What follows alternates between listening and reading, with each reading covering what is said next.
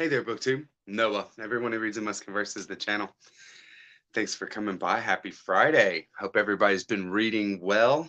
I hope that this week flew by as far as responsibilities and work, that kind of thing is concerned. Mine definitely did. It's brutally hot here in Atlanta and Atlanta suburbs, and our days are flying by. Our work days are flying by. I've been going into work earlier and getting off earlier because of the heat, and I'm definitely happy for it. Hey there, Nick Voro. Happy Friday. That's what I'm talking about, brother. Nice to see you. Thanks for always coming by, supporting the channel, all that. Much love, that's for sure. Heck yeah. Hey, Jim reads too slow. Thank God it's Friday. That's for sure. Um, what a reading week for me. Let me tell you, I went through some cool stuff. I always end up jumping into things that I don't plan, right? Because right when I finish something, if it's like the middle of the week or whatever, I'm just gonna grab something else and get through it. Hey, Conrob, happy Friday. Thanks for coming by. Always cool, and always cool to support the channel. Hey, Jay Mirkov, happy Friday. Nice to see you for sure. Too damn hot. Hey, Tyler, happy Friday, brother. Um, Man, too damn hot. Let me tell you. Uh, so I've been doing everything I can to keep cool. A lot of hanging out. Hey, ancient Quavy. Hey, brother. Nice to see you. Happy Friday. So, Una over at the Codex Cantina was messing with me. And he put out a post on Instagram and showed this book. He had sent me a copy, Letter to a Hindu, the 2021 translation. He sent me this, and I had never read it before. I had told him I never read it before, so he just sent it to me, right? And then he posted a picture of it. He got himself a copy too, and says, uh, "Everyone who reads, tag me in it," and says, you know, what are you doing? Or I'm reading now, or something like that, right? So I was like, okay, well, time to read it, because I'm definitely down to talk to Una about it. One of my favorite things written by Tolstoy is "The Kingdom of God is Within You." One of the latter things that he wrote in his life, very much him talking about his own belief template, his own belief set. And Letters to a Hindu is something that prompted him writing this, because he started putting his beliefs out there and started talking about what he thought. And then there's the backlash and the questions and all this kind of thing, right? So he's basically getting deeper and deeper into his own belief set in things like what I believe and the kingdom of God is within you and all that. Hey, Trish, happy Friday. Thanks for coming by. Nice to see you. And Ali, thank you. Happy Friday. Yeah, nice to see you. Thanks for coming by and supporting the channel. So I got that tagged on that in Instagram and from Una, and so I started reading it. Right, I read it in 30 minutes. Okay, and then Una hits me up and he says, "Hey, just so you know, I just posted that on Instagram, man. I'm not reading that yet. I'm covered up under stuff to read." And I was like, "Dude, I've already, yeah, I started it. Yeah, I mean, it's nothing to it." And there is nothing to it. When it comes down to it, this is a very cool work, something to work into, to start you into something like the kingdom of God is within you, because the kingdom of God is within you is very dense, very logic oriented. You're on a track with Tolstoy, and he's taking beliefs he has to their logical conclusions. It's very, very well done with somebody who is as insightful in sociological ideas and theme like Tolstoy is, where when he takes a individual's personal beliefs and then applies that to a portion of the population, what happens with that society. Tolstoy knows that kind of stuff. He can feel that kind of stuff even when he's discussing something like how to bring in a completely new society. That's what this kind of thing is talking about. Getting towards utopian aspects of, future humanity, things like that. So it's really, really cool. Yes. Thank you very much. Hey, Book Nick, happy Friday. Nice to see you. Killer, killer. And then Matthias Steele. Um, very cool. Big fan of my channel. I really appreciate that. And yes, I virtual hug from Atlanta. Thank you very much for supporting the channel. And I'm glad you like the content. I just do what I do. and and I'm really glad that people like what I do, and we turn people on to good books. And I know that my reading is all over the place. And I know that, it's not for everybody. I've always been not like other people in big ways, and my interests and things like this are wild. So our reading and books and things that we love, like as far as stories, really, uh we can show ourselves through that, or at least by our take on things that we come in contact with. So I love to share it, but it is something where, I mean, I know it's wild. Hey, Ineffable, happy Friday. Cool, nice to see you. Now the party can start. If Ineffable's here, right? Killer, killer. Thank you very much for always supporting the channel, brother. Hey, Ami, happy Friday, man. Great to see you too. I was hoping that you and your woman were still doing the crossword snipes. I love that, man. What a beast. Um, I can't wait to get to some of this stuff that we got to talk about tonight. Do I know a book called The Night Visitor by B. Travern? I don't know it. Travin. I don't know it. Have never heard of it. Hey, Jeff. Jeff Bursey, author, is in the house. I friends with Jeff through Instagram, and Jeff is part of the Corona Samizdat family of authors, and sent me a book that is not part of the Corona Samizdat published works. So I was really excited to see it because it looks really, really cool. Mirrors on Which Dust Has Fallen. So this is part of something that I received this week that I'm going to show right off the bat here, since Jeff here is in the audience. Thank you for coming by, brother. And I can't wait to do some content with you guys. This will be the first thing that I read by Jeff. I've read some of Jeff's stuff, portions of it, but not gotten through a work. Just gotten a taste. I will tackle this one first, though. I really, really appreciate the send. And yeah, not like other people. That's right. That's right. Yeah, Nick's in the house, of course. Hey, SS. Good evening, sir. Thank you very much for coming. Coming on Friday. That's what we do. Killer Friday hour together, right? Mirrors on Which Dust Has Fallen is set against a backdrop of public scandal and private dilemma. Mirrors on Which Dust Has Fallen presents the quotidian concerns of the average and the not so average inhabitants of the fictitious Beaumont, the province featured in Bursey's precursor Verbatim, a novel.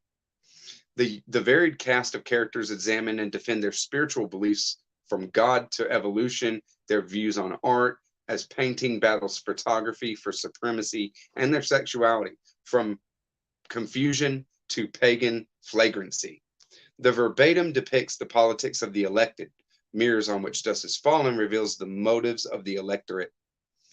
Using pitch-perfect dialogue interjected with sly media snippets and elegant, subtle prose to paint a darkly humorous and deeply telling tale of the late 20th century in Canada.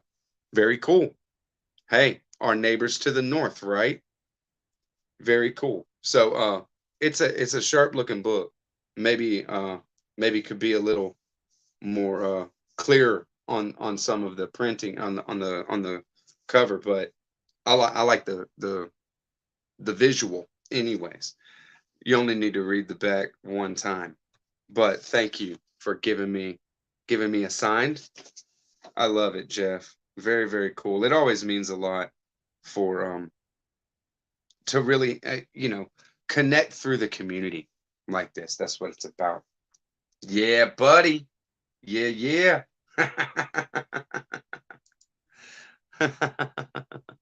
There you go, SS. Don't be drunk by now. I'm just getting started.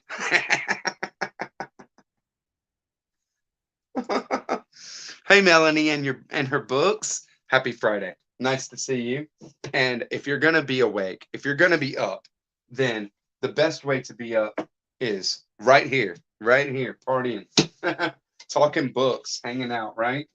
Another a little author, a little Instagram, YouTube crossover action. There's a an Instagrammer that is very active. His name is Mike DeFrench, and he's very funny. He puts together these reels.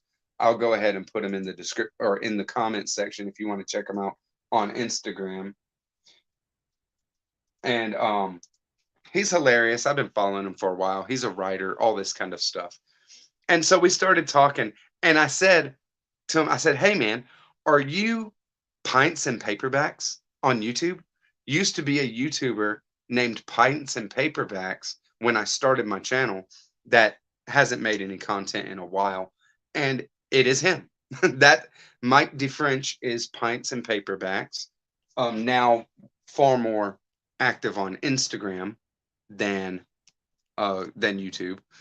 And also focusing on writing. Okay, YouTube and doing these kind of things can really take up your time. And if you're wanting to focus on writing and just doing this as a side piece, you really got to keep it on the side.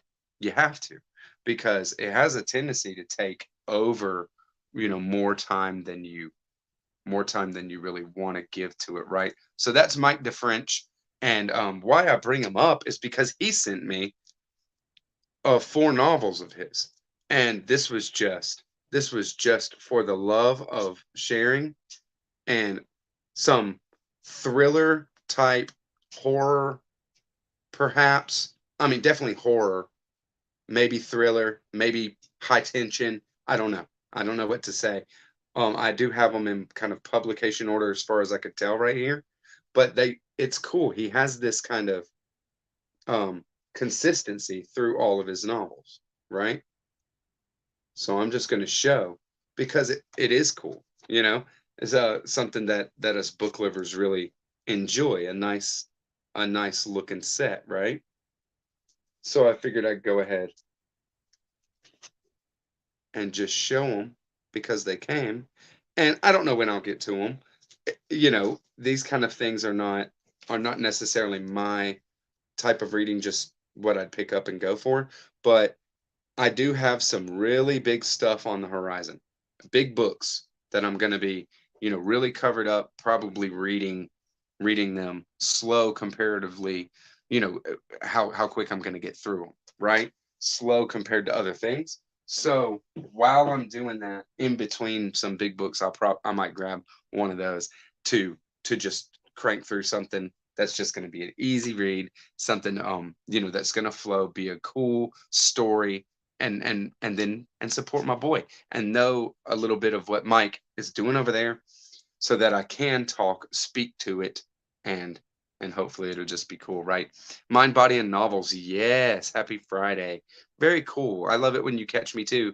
Remembrance of Things Past. I followed Chris Robinson on Instagram when he was doing live readings of Remembrance of Things Past. Of course, I didn't watch all of every single one of them, right? So it's not like I've gotten the whole story, but it's so beautiful. It's just so beautiful, and you're just sucked in, and you just want to be there, live there.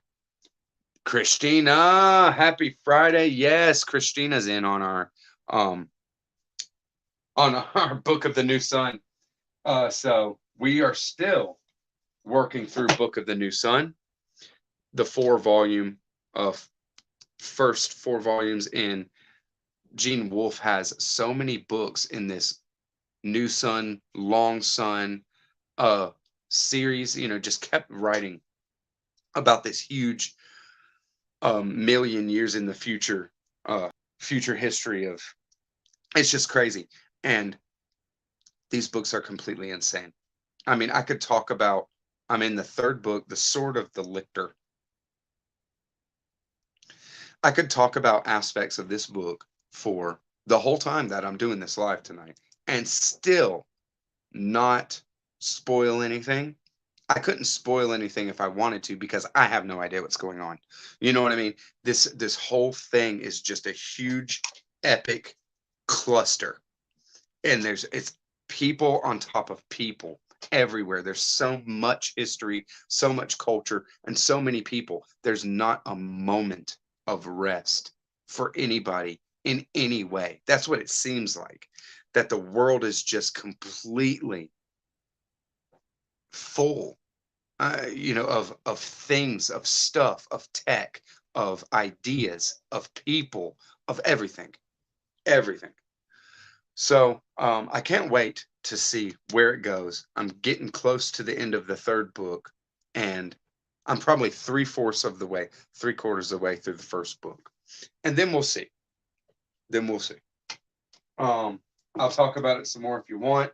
I'm sure that some of the people that are in the live with me, Christina's there, Jim Reads Too Slow is there, Tom LA Books, Greg over at Another Bibliophile Reads, Nancy Moonpalm is in there reading with us, Christy Louise, Dostoevsky in Space is in there reading with us.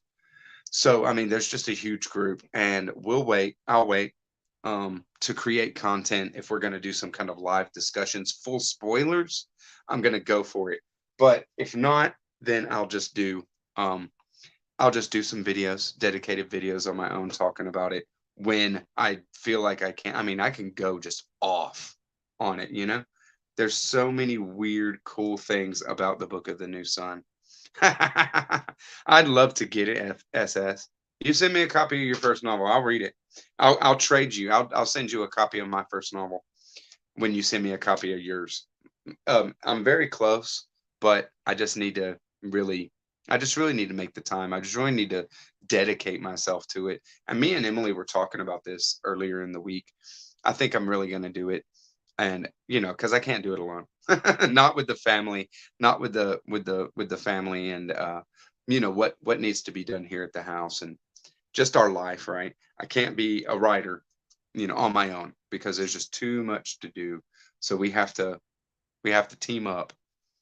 Very cool. I hear the Overstory is really good, kind of like a eco epic, echo epic. um, I have not read it though. I haven't read anything by him. Yeah, very cool. I'll send you some Heineken for sure. Um, Heineken, that's easy. You know what I mean? Heineken, that's everywhere. I go for like tonight. This is Creature Comforts. Creature Comforts is a local Georgia, Atlanta brewery. Cosmic Debris. If anybody can call out the artist, I'll give you a hint. It's a music artist that the name Cosmic Debris is from. It's a big double IPA that's very tasty. And I kind of figure that my my followers might know where Cosmic Debris is coming from, right? But we'll see. Hey, Michael, it matched. Michael in the house. Nice to see you. Happy Friday, for sure. Yeah, Creature Comforts rocks. Totally rocks, for sure. Okay, and then so the other thing that I've read this week, and I'm not done talking about Book of the New Sun. If anybody wants to talk about Book of the New Sun or bring some stuff up, because there's just so many little aspects to go into, but it's not like I can, you know, expound on it. I'm not in a place like that with it. And who knows if you get to that place. I could also, with talking about ideas and cool stuff about Book of the New Sun, I could also rip it apart. If it didn't have, that's right, Tyler. It's a Zappa tune. There you go. Yeah, that's right, Bercy. Frank Zappa. That's right. There we go. Yeah. Yeah, I'm a Zappa fan for sure. Oh man, I mean, dude, what an amazing. I when I fell in love with Zappa, I was shown, you know, hell, 15 years ago, maybe, yeah, 15 years ago now. Um, Zappa playing with an amazing uh, fiddle player, violinist, Jean-Luc something, and they're doing going to Montana, moving to Montana, right? And he's playing a red SG, and when they go into the lead break, I mean, it is just unbelievable, unbelievable. The skill, the I was just mind blown, floored, just watching it. Like, what is happening right now? So then I got Joe's Garage and stuff like that, and just really got into Zappa for a bit. Yeah. Yeah. War and Peace to Donald Bartholomew. That's great. You reading the 60 stories? I got 60 stories. And I kind of figured that's a good place to start to really get a very wide representation, right? Yeah. That's a great guitar song. I mean, there's so many great. He was such a master on the guitar. It's ridiculous. Yeah. Yeah, Jean-Luc Ponty. That's who it was. Jean-Luc Ponty. Yeah. That was such a I mean, somebody showed me that when I was really when I, when I was younger, and I was just like mind blown at what he was doing on to that guitar. I've played guitar.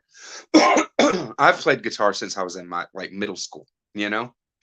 My dad taught me to play guitar. So I kind of had some idea of what I was looking at and what I was seeing. That it was at least unlike anything else that I had ever seen. Right? Yeah, yeah. I mean, it's just an amazing solo. It's off the rails. It's off the rails. It's so good. Been participating in June on the Range. Cool. I've been seeing it, and Lonesome Dove for sure. I saw all that. I mean, westerns wouldn't be a thing if there wasn't really good ones, right? And so uh there's there's good stuff. There's good stuff to go for. And I'm sure Lonesome Dove is one of those things. Um there's there's a couple that always come up. Things like True Grit, right? These and of course, kind of McCarthy. They call them anti-westerns a little bit, but if you like the setting and that kind of thing, go for it. Very cool. 60 stories first, and then 40 after that. Okay, let me know what you think, man. Let me know what you're feeling about it, because I'd be down to get to it at some point, especially since it's a short story collection that I can throw in. I haven't read any short stories now. Um, well, I read, uh, well, we'll get to that. First, I want to go to The Holy War. John Bunyan. You might recognize John Bunyan wrote Pilgrim's Progress. Pilgrim's Progress is one of the most popular things that has ever been written and distributed. Okay. And if you've read Pilgrim's Progress, you know what it is. If not, suffice it to say that it is an allegorical story where all the characters' names are directly on the nose of what they are. So you have a person called named Friendship, and he is, you know, a friend to our main character, Christian, right? And you have ignorance, and he's just completely ignorant in how he says. But it is, even though the names are very on the nose, how they interact is very subtle. How the different personages may interact, it's very telling how their conversations work out, or how what a decision might that one is advocating for and the other one might be resistant to, something like that. um John Bunyan is very skillful at that. And then The Holy War, this book, I haven't finished it completely, but it is a reread. I read it a long time ago, and now was giving it a reread because this is about Mansoul. Mansoul is a city, and it calls to mind William Blake with things like Jerusalem being a city, but also being a person. London, being a city, but also being a being. London is a being itself, right? So Mansoul is a city, but is also the entire soul of man, the entire personality of mankind, complete. Okay. And Mansoul is taken over and undermined by demonic forces, and then is has uh like power and authority restored, but in a very cool way. Okay. The Messiah figure is simply a prince, that who is the rightful owner of Mansoul. And that's right, SS. And after everything is kind of resolved, then they go to this courtroom kind of setting, and the personages like Haughty. There's a being named Haughty, right? So he's very very full of himself, thinks a lot of himself, these kind of things. So that's that aspect of humanity, right? So Haughty is put on trial and said, these are the accusations against you, that you said this, and fill in the blank. He says this certain kind of thing, which is indicative of who he is, but it also is something that justifies, like, as a self-justification. And then it's always says, well, where did this person say that? And they say, oh, well, he said it over at the corner of inflation and whatever. So even the settings of where some of these people are saying what they're saying, gives you an indication of how it works in your psychology, in your personality, and what supports different negatives of your personality, and what undermines those. It's very, very well done, especially for something, written in the mid 1600s, 1650. Okay, this is like a couple of hundred years before William Blake was doing his thing. Definitely a huge influence on Blake. Um, and why I went back to it is Jerusalem by Alan Moore, right? Uh, it is called this book is called out directly in Jerusalem by Alan Moore, and John Bunyan was a resident of Northampton as well. So makes sense to be fully enmeshed in that world, right? That's right, SS. Oh, Jerusalem is so amazing, isn't it? Nice. Go ahead. Go ahead and read V for Vendetta and Watchmen. They're fantastic. I love Watchmen. I love Watchmen so much. So very much. Yeah, that's what I'm talking about. Connor loves Watchmen too. Hey, baby. Happy Friday. Emily is picking up our middle girl, Fiona. So hopefully that is she's on her way home. Hopefully. Oh, Jerusalem is a 10 out of 10. Jerusalem might be my favorite book of all time. Alan Moore's Jerusalem, that is.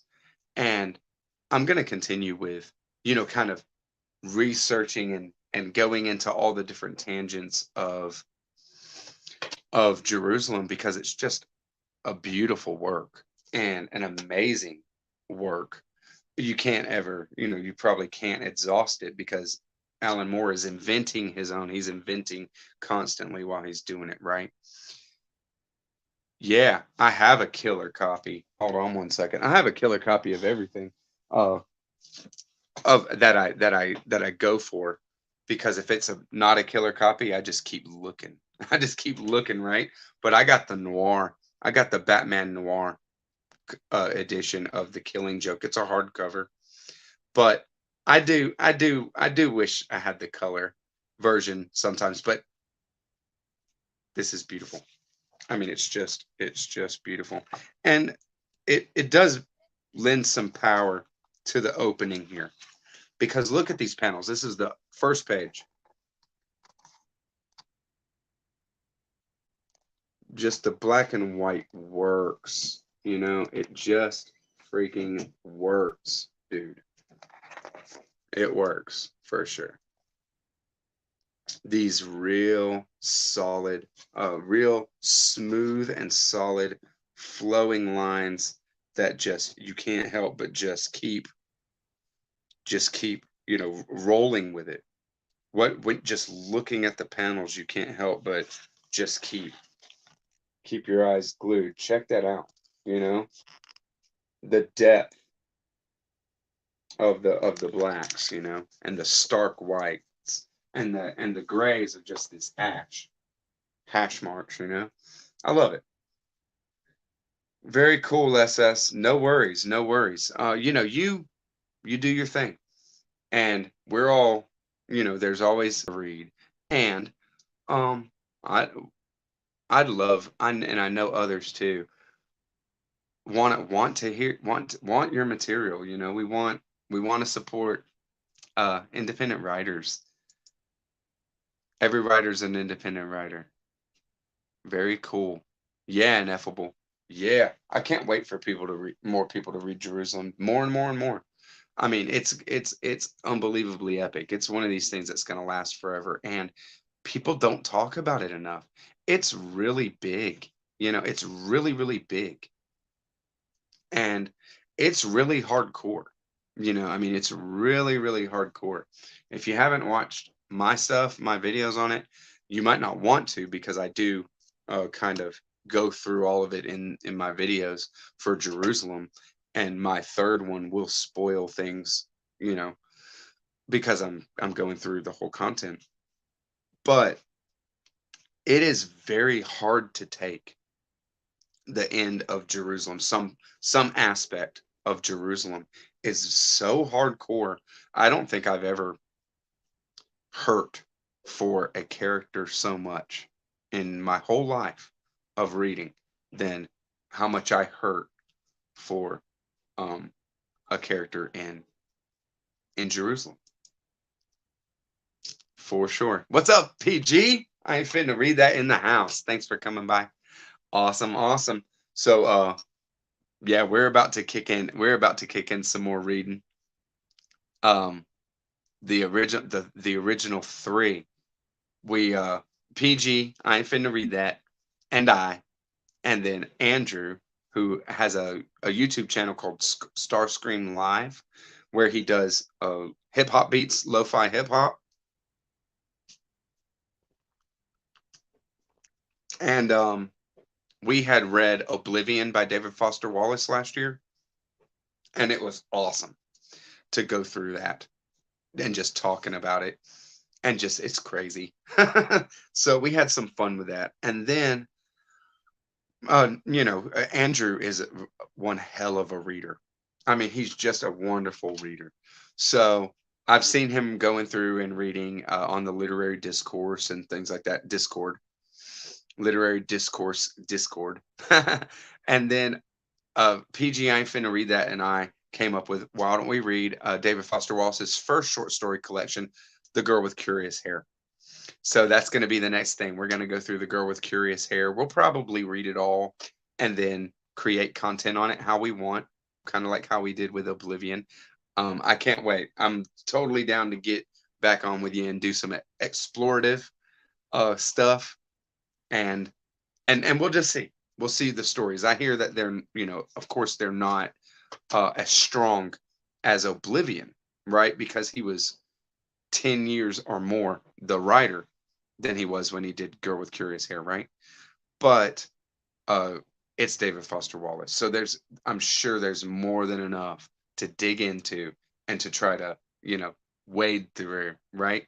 One of my favorites of all time is Foucault's Pendulum. Yes, sir. What a freaking badass book. Said that, how do you think I would like Jerusalem? Or maybe there's no connection there. Um there is connection between Foucault's Pendulum and Jerusalem, for sure.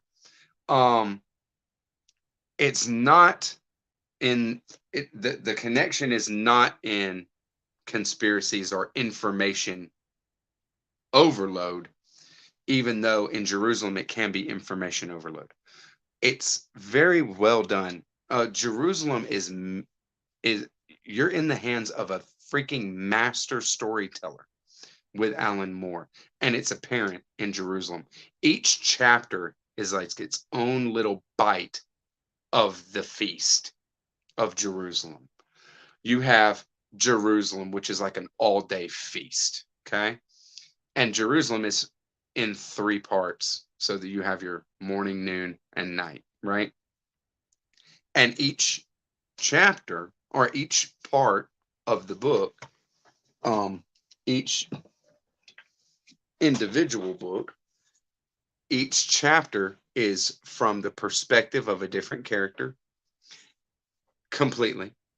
And even to the point of the third part, each chapter is completely in a different style. It's amazing. It's amazingly mind-blowing is what it is. And so you can take one chapter at a time and read it, and if you want to, then reread it. That kind of thing. And you're not going to take away from the book. Each chapter kind of really has its own kind of thing. And that's why I say that you're in the hands of a master storyteller, because the whole book is able to be consumed like that. You don't have to, even though it is oppressively big, you don't ever need to feel overwhelmed with it, because you can just go piece by piece. I hope that helps. um, if you love the people that are going to love Jerusalem is people that love Alan Moore's storytelling. If you know Watchmen and things like this, and just what Alan Moore does, hardcore, doesn't pull any punches, very inventive, very cerebral, and hardcore, messy, very messy.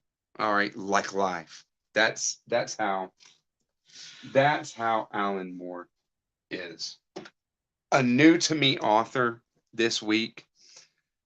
I got these books sent to me by another author, an Instagram author. Lee Thompson is a friend of a friend, is what it comes down to. Ben Parrott's laugh stained into my brain from Jerusalem. Ha ha! Ha ha! Ben, what a freaking, I mean, like, just, that's a character that's just like, you're like, what a sad fool. Like just a loser, and you're just there, and he's just, you feel so sorry for him, but that's his life. Lee hooked me up to because, like I said, a friend of a friend of friends is what it is. This Mouth Human Must Die was so cool. Right when I started reading it, I was really interested, and by the time I was really feeling the interesting, like being interested like that, I was freaking hooked, and finished it in one sitting. This book, I don't want to say too much about it, because it is something that I could spoil. The story is 40 pages, and I've shown it before, but never on a live, so that's why I brought it back out, and then I can show another one too, because this book is beautiful. This little 40-page volume is very, very well done. The end papers are kind of textured. I mean, it's so easy to read. It's so easy to read. It's just one of the most enjoyable little experiences, just like having a real decadent dessert is what it is. This is an apocalyptic. This is you'll be thinking, not trying to figure anything out, but you'll just be thinking so much. And there's an element of tension. It's almost like the apocalypse is happening, and you really care for characters that you don't know much about. They're just, you get this real human feel and this real kind of connection, and I would love to get a full novel by Lee Thompson here, a full a full length novel, whether that even be, I mean, what he can do here with 40 pages, I would be amazed to see what he does with, 200, 300 pages. Um, that's Mouth Human Must Die. And then I got here, this is a novel in XXX Dreams, 30 Dreams or something, right? Uh, Blurbs, Lee D. Thompson sprinkles magic realism. Reminiscent of Borges. I'm sold, right? Gabriel Garcia Marquez and Hitchcock.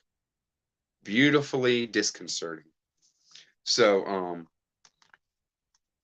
this will be next. This will be next. And this is like little snips. Maybe it even is dreams. Maybe it did come from a dream diary. It kind of feels like that from what I saw. Fragments, he, she, and there's a date or a string of dates there. And everything is dated. So I think that it might be just kind of promptings. And I can't wait to see what he does. Very dark, and like I'm saying, it makes your brain go because you're getting information, but you don't know where to put it, where to set it down. So it's kind of like you have all these things in your head, and it's building something, and it's eerie, and it's cool as hell, and you're just like, give me more. I wish that Mouth Human Must Die was longer. I could definitely read more of that. But I'll read whatever Lee Thompson does at this point. I can get my hands on. It's great writing. Very, very cool independent author there. Yeah. I can't wait. Let's see his novel. Cool. A Pastoral. Okay. July. A Pastoral in July. All right. I'm keeping my ear to the ground on that one for sure. And Bercy, Nick Voro is an author of conversational therapy. In the chat as well. This one is going to be coming out from Corona Samas Books, small press in Slovenia soon. So it's all part of the Corona Samas family. And Lee Thompson is a friend of Jeff Bursey, part of the Corona Samas family, and all that kind of thing. So I had gotten an order from Corona Samas, and if you follow me on Instagram, you might have seen this already. I don't know if I've released this on a reel on YouTube at all. I'll do things like this on Instagram because it gives people a taste, a little something before I do the live or whatever, or like just a little heads up as to what I've got my hands on or what I might be reading that I haven't talked about yet throughout the week. They get a little heads up about the live or something like that, right? I just use my Instagram for fun like that. But what I did by ordering through Corona Samas this time was to get my hands on this one right here, first and foremost. David Lee Miller's Philosophy of Creativity. This is a philosophy book, philosophy work put out by David Lee Miller, a professor and chair of philosophy at the University of Wisconsin. And I believe he's retired now. He might still be teaching as far as I know, right? But this book, Philosophy of Creativity, was instrumental in Philip Friedenberg writing America and the Cult of the Cactus Boots, a Diagnostic. So it was out of print. You couldn't get your hands on it. They had it, you know, Philip had a copy, of course, and a few other people were kind of turned on to it, but uh, you couldn't get your hands on it. And it is something that was, you know, they felt necessary to be out in and available for the public. So Corona Books got in contact with David Lee Miller, got the rights, the blessing to go ahead and publish this, and now has republished this. Um, it's available on their website, $10. $10. A year ago, yeah, a year ago, this book was, you know, $50, $100 maybe, if you could find it. You know, you just couldn't find any because it was you know, not widely distributed. It is a textbook kind of thing. It's not a fiction work. You know what I mean? It's not something that's pop. So they put it out. This is the full philosophy of creativity, reformatted and retypeset by the guys over in Buffalo, the Cult of the Cactus Boots guys. That is Philip Friedenberg and the author, Jeff Walton, right? Now, after they did their reprint of Philosophy of Creativity here, there's a little bit here that is called Spontaneous Promptings, written by David Lee Miller, but with illustrations by Jeff Walton. So David Miller was able to add and augment his work here for a while, for a bit. And there are 41 spontaneous promptings for working into this work right here in your own being creative and work and kind of cultivating your creativity. Okay. And along with the promptings of something like this, I'll give you just the first one. Okay.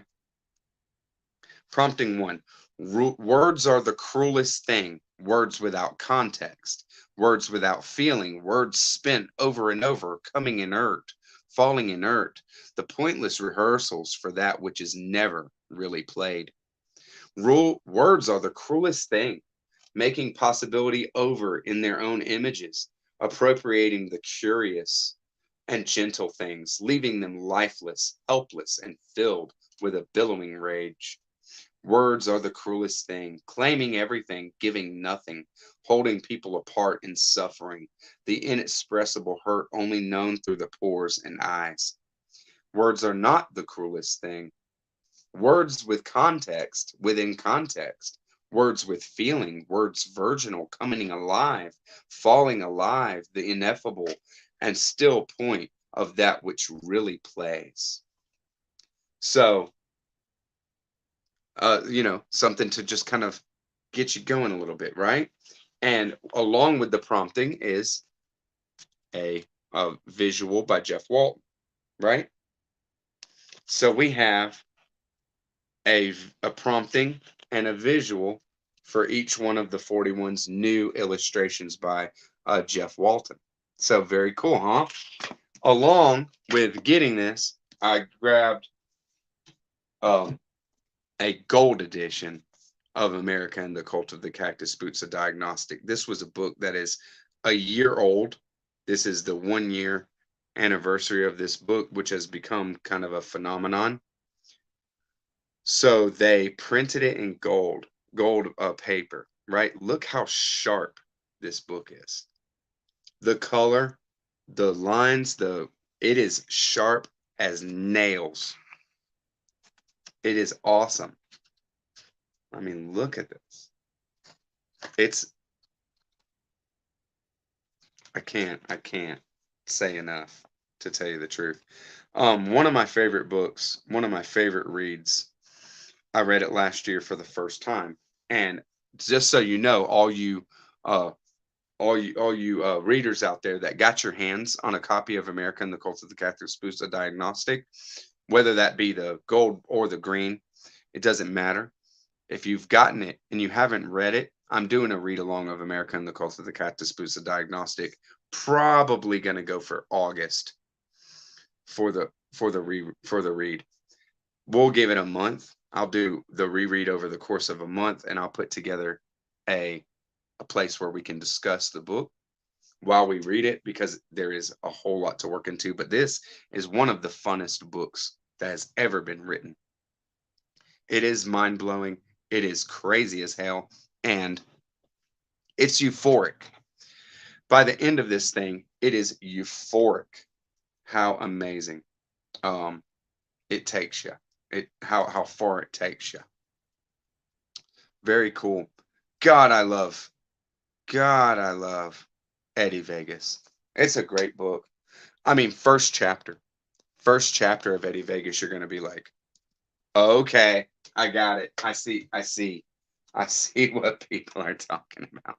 You're going to, because it's just like, whoa, yeah, fine folk, that's for sure. That is for sure. A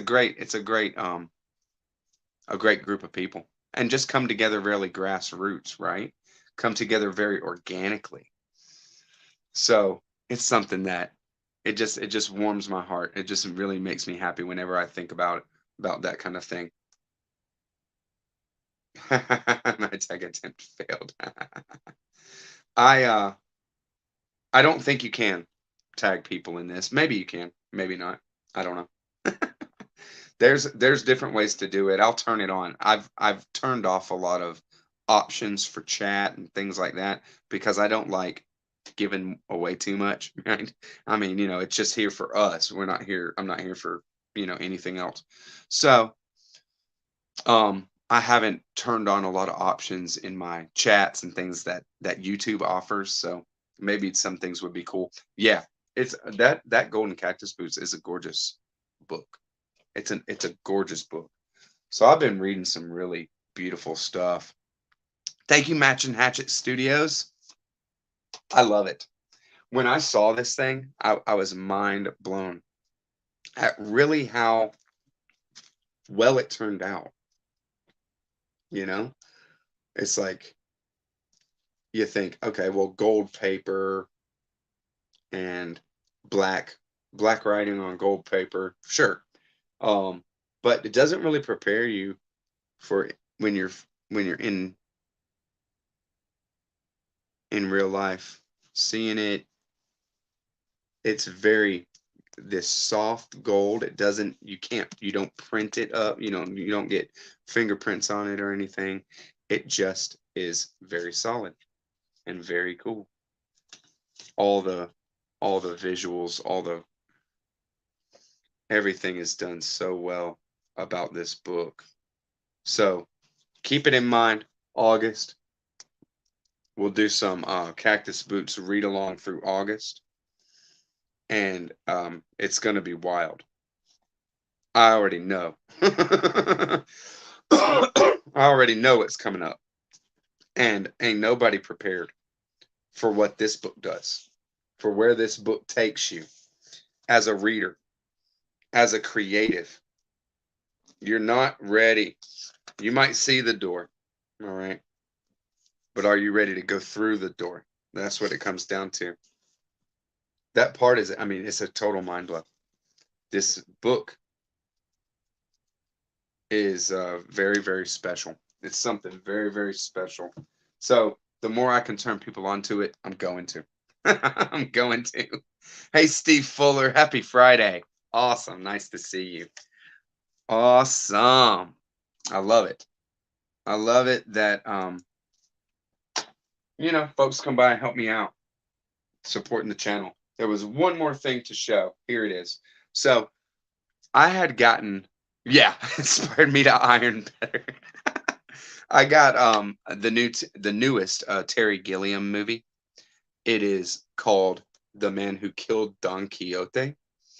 This was nice. This is a a passion project for Terry Gilliam, like everything else isn't, right? I mean, that's what the guy does, is things that he wants to do. He's such a high level movie maker. But this movie took many, many, many years to make. It was a cluster, like a lot of Terry Gilliam movies are. And I can't wait to see it. of course, it's about Jonathan Pryce plays Don Quixote. Adam Driver plays a young filmmaker that meets Jonathan Pryce's character, who believes that he is Don Quixote, and it is about storytellers and story making and daring to really push that boundary, push that envelope. I can't wait to see where Terry Gilliam goes. He might be my favorite movie maker of all time. Terry Gilliam for sure. So, I'll check it out if anybody cares. I'll talk about it on my lives. I'm not gonna do any kind of content on movies, not on this channel, but I will talk about it. Yeah, afraid to store the gold edition without a slipcase or a Mylar bag. These French flaps and this kind of thing, it's solid. It's gonna stay good. I love that book. And so I have a first edition without any of the corrections, a first edition. And then I got a very special personal edition with notes from the guys and pieces of ephemera that are unique, only one. Things like that. I got a really special edition from the guys. And then I got the gold edition. So we're going to do some special stuff. We're going to do some really cool stuff when we kick off the read along of the Cult of the Cactus Boots. Don't worry, you're going to be up on it. I'm going to make announcements. I'll do reels. I'll do fun stuff to kind of make sure everybody knows that we're doing this read along, because a lot of people have the book.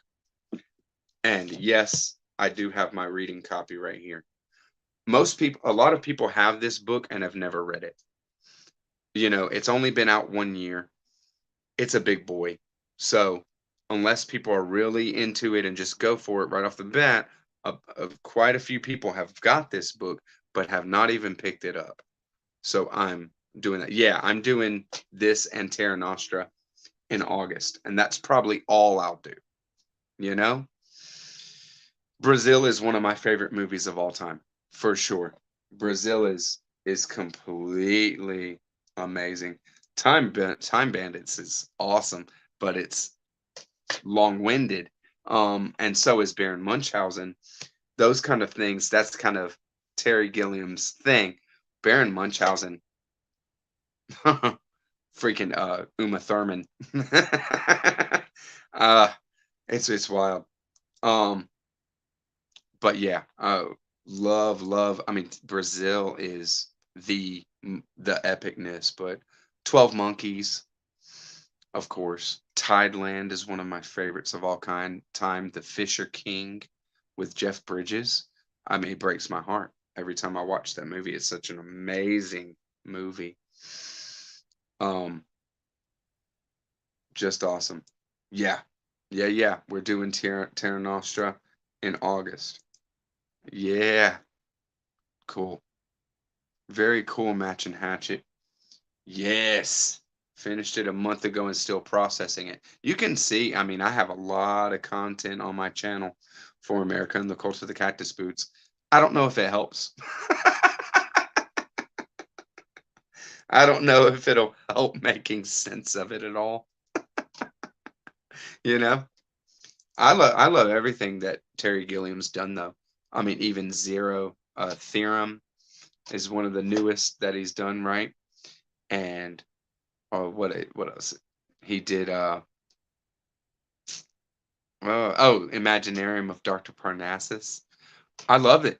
I mean, but Tom Waits, Tom Waits is Terry Gilliam's boy, one of his boys. A question not related to current content. Am I interested in poetry? I love poetry. But I don't do content on poetry because it's super subjective. I'm not trying to put, my opinions out there on stuff. It's all, poetry is very, very feely and personal and all that kind of stuff. And I'm just not, I don't want to go there. as far as content. Zero Theorem is underrated, but all of Terry Gilliam's movies are underrated for sure. Thank you very much, y'all. Thank you so much for killing an hour with me. Happy Friday. And leave me a comment, give a thumbs up, give a thumbs up down there. And I'll catch you on the next one. Happy reading. Hope everybody had some fun. And thank you very much for having the time to come and chill with me. Let me know. Let me know what y'all are reading, anything, any ideas for content, all that kind of stuff. I'd love to get my channel even more interactive if I could. So even just by doing suggestions for content and being able to incorporate that into content might be cool, because then I'll just be able to shout out people and uh, turn people on to others that are in the community and make sure that the group is right here. I have a great group, a great core of supporters, and so it's only good to expand from there, right? Thank you very much, y'all. Catch you on the next one. Bye bye, BookTube.